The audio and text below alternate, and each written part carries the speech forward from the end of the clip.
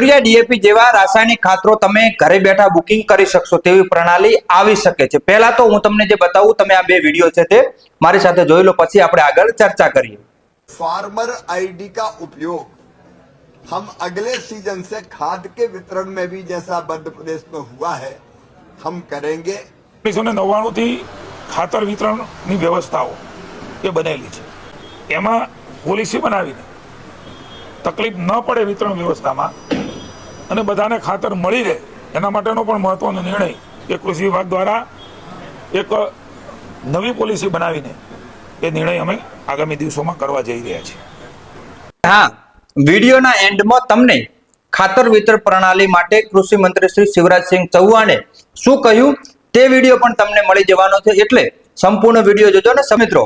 આપણને તેના અનુસાર તો મળી ગયા છે કે આપણા કેન્દ્રીય કૃષિ મંત્રી શિવરાજસિંહ ચૌહાણ જે રિજનલ પ્રેસ કોન્ફરન્સથી ત્યાં જેમણે માહિતી આપી, અને થોડા દિવસ પહેલા આપણા કૃષિ મંત્રી શ્રી જીતુભાઈ વાઘાણી સાહેબે પણ જે ગુજરાતની અંદર 1999 થી જે ખાતર વિતરણ પ્રણાલી બનેલી છે તેની અંદર સુધારાના પણ તેમણે સંકેત આપ્યા હતા। તો સંપૂર્ણ માહિતી અને એનાલિસિસ કરીએ તેની પહેલા આપણી બનાસની ખેતી ચેનલને સબસ્ક્રાઇબ કરો અને તેની બાજુમાં આપેલું બેલનો આઇકોન છે તે અવશ્ય દબાવો, જ્યાં તમને ખેડૂતો માટે, ખેતી માટે સૌથી સારા વિડીયો મળી જવાના છે। તો આવા જ વિડીયો જોવા માટે આપણી ચેનલને સબસ્ક્રાઇબ કરતા જજો। દિવસ પહેલા રિજનલ કોન્ફરન્સ થઈ, તેની અંદર ગુજરાત, રાજસ્થાન, મધ્યપ્રદેશ, મહારાષ્ટ્ર અને ગોવા એટલે કે પશ્ચિમ રિજનલ માટે પ્રેસ કોન્ફરન્સ થઈ હતી।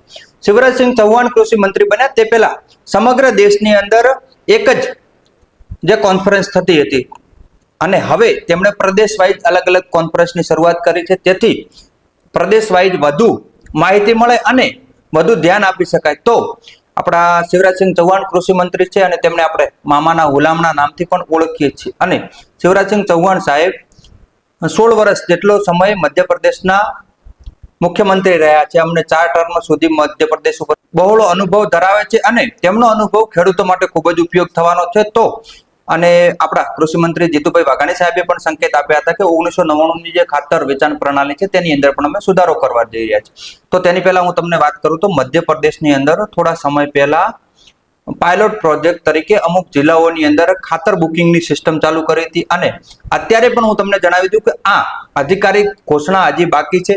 આ જે અમારો છે તે અનુમાન છે, કેમ કે કૃષિ મંત્રી શ્રી શિવરાજસિંહ ચૌહાણ સાહેબે જણાવ્યું હતું કે પ્રદેશ વાઇઝ અલગ અલગ પ્રણાલી હશે, એટલે આવી જ પ્રણાલી ગુજરાતની અંદર લાગુ થશે તેવું નહીં થાય। પણ એમણે એક ખાસ બાબતનું ધ્યાન આપ્યું છે કે હું ખેડૂતોને ખાતર ખૂટવા નહીં દઉં તેવું પણ તેમણે કહ્યું હતું। ગમે ત્યાંથી લાવી અને ખેડૂતોને ખાતર પૂરતો પાડીશ, એટલે આપણે નિશ્ચિત રહેજો, તમામ ખેડૂતોને રાસાયણિક ખાતર સમયસર મળી જશે તેવો તેમણે પણ ભરોસો આપ્યો હતો। હવે જે હું પ્રણાલીની વાત કરું તો મધ્યપ્રદેશની અંદર ખાદ વિતરણની અંદર જે ઈ ટોકન પ્રણાલી એટલે ખેડૂતો મોબાઈલ અથવા તો કોમ્પ્યુટરના માધ્યમથી ઘરે બેઠા ખાતરનું બુકિંગ કરાવી શકે। તમે નજીકના પ્રધાનમંત્રી કિસાન સમૃદ્ધિ કેન્દ્ર છે ત્યાં તમારે મોબાઈલ દ્વારા તમારી જે ફાર્મર રજિસ્ટ્રી ફરજિયાત જલ્દી થઈ જાય તેવું તેમણે તમામ રાજ્યોને આદેશ પણ આપ્યા હતા। તમે તમારા મોબાઈલ દ્વારા ખાતરનું બુકિંગ કરી શકો, તમે કયા પાકનું વાવેતર કર્યું છે, તેની અંદર કેટલા ખાતરની જરૂરિયાત છે તેના હિસાબે તમારે બુકિંગ કરવાનું રહેશે, અને 3 દિવસની અંદર જે તમારું નજીકનું કેન્દ્ર આવે ત્યાંથી તમારે ખાતર લઈ જવાનું રહેશે। એટલે તમારી નજીકમાં જ ખાતર મળી જશે, અથવા તો જે રીતે એલપીજી ખાતરની ડિલિવરી થાય છે તેવી પણ ડિલિવરી પણ કરવામાં આવશે, એટલે ખેડૂતોને વધુ દૂર જવું પડશે નહીં તેવી પણ આ સિસ્ટમ થશે। હવે વધુ આપણે ત્યાં લાગુ થાય સિસ્ટમ આવી કોઈ ત્યારે ખબર પડે। આધાર કાર્ડ દ્વારા ફરજિયાત જ ફાર્મર આઈડી થી લિંક હોવું જોઈએ, એટલે તમારું આધાર કાર્ડ છે તે ફાર્મર આઈડી થી લિંક કરવામાં આવશે। તેના માટે પણ અત્યારે સરકાર દ્વારા તડામાર તૈયારીઓ કરવામાં આવી રહી છે, અને તમને ટોકન આપ્યા પછી તમારે 3 દિવસની અંદર તે કેન્દ્રથી ઉઠાવવાનું હોય છે। આ પ્રણાલી મધ્યપ્રદેશમાં લાગુ છે, હજી ગુજરાતમાં લાગુ થઈ નથી, એટલે આવી જ પ્રણાલી હશે તેવું કોઈ ખેડૂતોએ વિચારવું નહીં પહેલેથી। આ એક અનુમાન છે, અને નવી પ્રણાલીથી ખેડૂતોને શું ફાયદા થયા છે મધ્યપ્રદેશની અંદર। તો નાના અને સીમાંત ખેડૂતોને ખાદ લેવા માટે દૂર ન જવું પડે, ખાતર લેવા માટે દૂરના કેન્દ્ર સુધી ધક્કો ના થાય। અને પાયલોટ પ્રોજેક્ટની અંદર વિદિશા, શાજાપુર અને જબલપુર જિલ્લામાં શરૂ કર્યો હતો, અને તેના પછી આ વિતરણ વ્યવસ્થા સમગ્ર મધ્યપ્રદેશની અંદર લાગુ કરવામાં આવી, અને તે ખૂબ જ સક્સેસ ગઈ હતી આ પ્રણાલી। આ પ્રણાલીથી ખેડૂતોએ લાંબી લાઈનોમાં દૂર નહીં જવું પડે, અને તમારી જરૂરિયાત હશે તેટલો ખાતર તમને મળી જશે, અને સરકારને પણ એટલો ફાયદો થશે કે કાળા બજારી ઉપર રોક લાગશે, અને ખેડૂતોને ખરેખર ખાતરની કેટલી જરૂરિયાત છે તેનો પહેલેથી જ અંદાજો આવી જશે। આવી પ્રણાલી ગુજરાતમાં આવશે તેવું હજી ફાઇનલ નથી, પણ સંકેતના આધારે ગુજરાતની ખાતર વિતરણ પ્રણાલીની અંદર ફેરફાર આવશે અને જેનો ફાયદો ખેડૂતોને થશે, કેમ કે સમયસર રાસાયણિક ખાતરોનો પૂરતો જથ્થો વિસ્તાર વાઇઝ ઉપલબ્ધ થાય તેવું પણ સરકાર દ્વારા પ્રયત્નો કરવામાં આવી રહ્યા છે. એટલે ખેડૂતો માટે ખાતર હવે સરળતાથી ઉપલબ્ધ થશે તેવું લગભગ નક્કી જ છે. તો આવી જ કૃષિ માહિતી માટે આપણી બનાસની ખેતી ચેનલને સબસ્ક્રાઇબ કરો અને તેની બાજુમાં આપેલું બેલનું આઇકોન છે તે અવશ્ય દબાવો. फार्मर आईडी का बेहतर, अब फार्मर आईडी सब राज्य बना रहे हैं, बड़ी तेजी से हम बना रहे हैं और मेरा विश्वास है कि 3 महीने के अंदर सभी किसानों का एक पहचान अलग फार्मर आईडी के माध्यम से हो जाएगी और फिर फार्मर आईडी का उपयोग हम अगले सीजन से खाद के वितरण में भी जैसा मध्य प्रदेश में हुआ है हम करेंगे. मतलब किसान खाद लेने के लिए स्वतंत्र होगा, लेकिन फार्मर आईडी के माध्यम से कितनी खाद चाहिए इसका सटीक अंदाज लग सकेगा और इसका लाभ ये भी होगा कि जिसके पास जमीन है ही नहीं और वो खाद मांग रहा तो काय के लिए मांग रहा है, कहीं ब्लैक करने के लिए तो नहीं मांग रहा, कहीं गड़बड़ करने के लिए तो नहीं मांग रहा.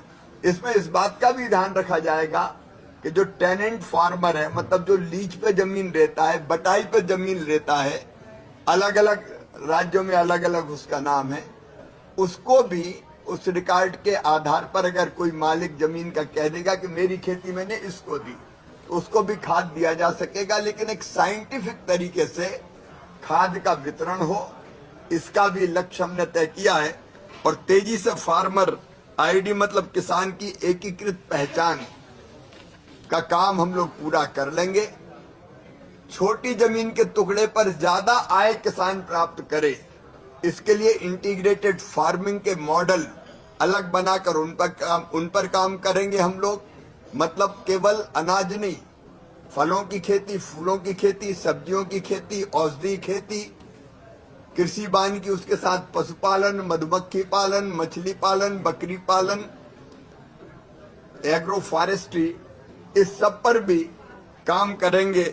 ये चर्चा सब राज्यों के बीच में हुई है.